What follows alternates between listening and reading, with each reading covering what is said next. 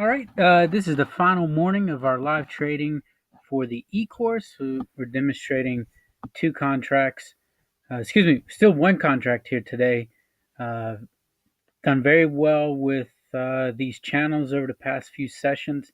Today's a little bit trickier. We don't know yet if we have a channel, a bearish descending channel, or if this trend line coming off of uh, coming off the level there around 2782.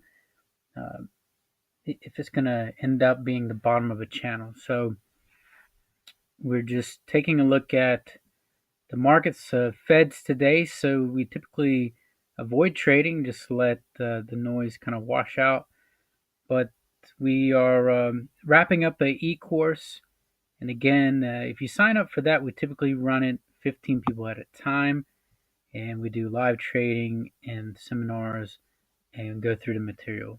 Again, our membership is capped. If you would like to join, you can always feel free to contact us. Just taking a closer look here. There's a lot of lines on the chart. Year to date, let's get bigger perspective. We see this trend line. Again, we would like to see it move back to that, but the markets are definitely pushing higher. Now it's interesting that around May 29th, we have another trend line that broke off of this year-to-date trend line. And we've just been trading in very tight ranges. It's not the best environment to try to trade in. We've had a lot of range-bound, channel-bound movement.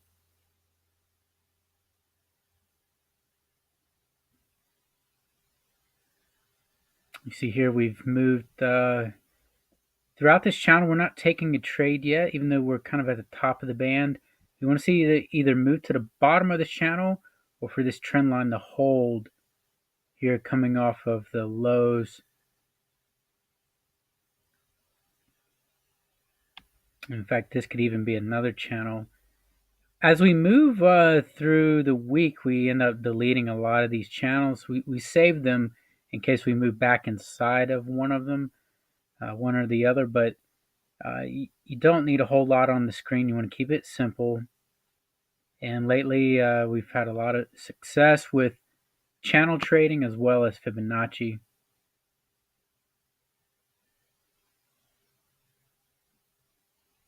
All right, again with the live trading, we have the opening range, so we find the top tick, bottom tick. That gives us the opening range. We kind of stay out of the first 20 minutes, 20, 30 minutes.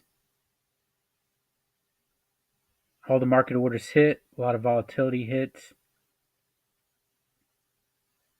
And here's back at May 29th. We can go ahead and draw this trend line because it's running right through our morning session. Let's take another look here.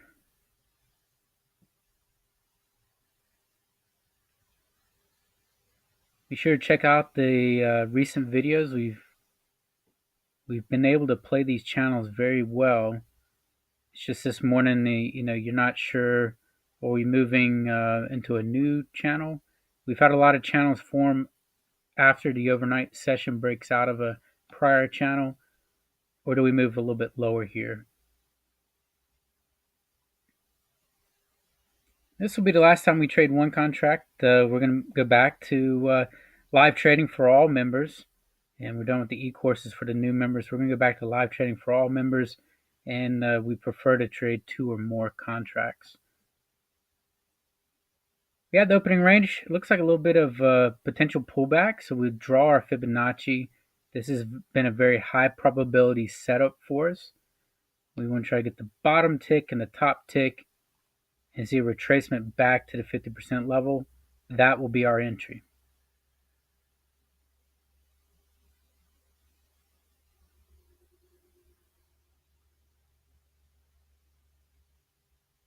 Fed's coming up. Who knows how much is priced in or not? All right, here's our entry. We have the move back to 50% level. We're going to try to get in.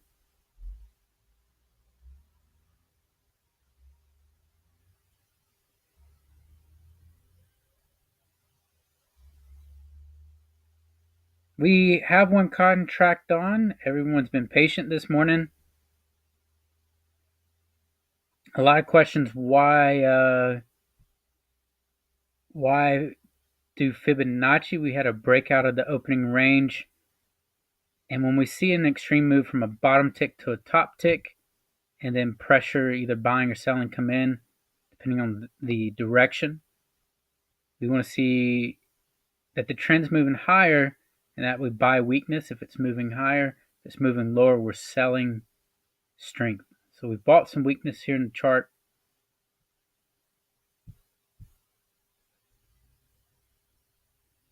We really don't want to stay in the trade too long with the Fed coming up.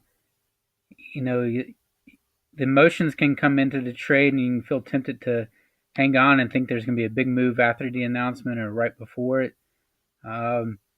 But if we get our 3 or 4 tick target, then we can go ahead and get out.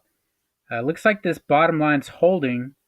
So this channel that we weren't quite sure, is the channel moving up, or is it going to end up being a bearish channel like the other day? We are holding that trend line. So we can kind of move our lines around and redraw the channel. In fact, we can even kind of look to see that it's going to be a more expanded channel. So now the potential is for a move back up to 27.97 more or less. But, on a day like today, a week like this week, it's very quiet with the U.S. North Korea summit. Market was quiet. It's been quiet with the Fed. Typically, these are weeks where, if you can get in and get out and make smart trades, make profits, you do so, and you don't take on more risk. Again, we've had this move here from about May 29th in the 2700 level.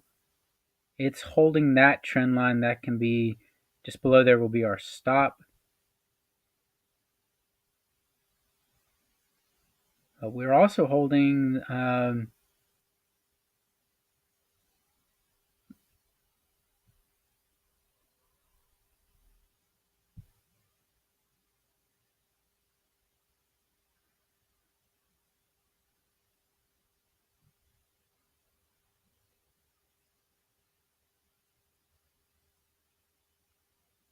just reading over some of these comments here. Yeah, again, multiple occurrences. Exactly right.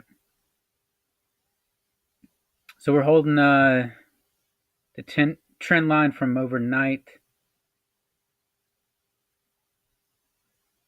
Actually, past couple of days. And we're holding the retracement, so that's good.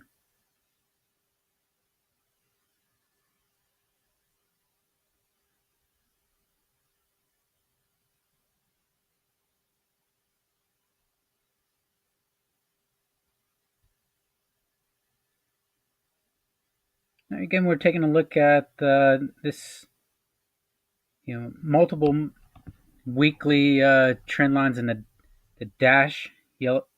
All right, we have our pop here. 15 minutes looking very good. Look at this reversal candlestick pattern. We can draw our Fibonacci. We have our order going in, and we are out. So nice little pop, we call it.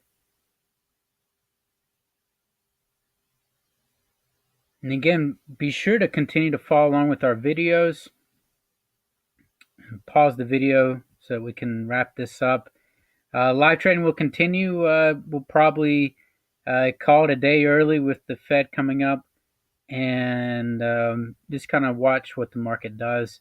If this channel can persist, then we'll definitely see the move back to 2800.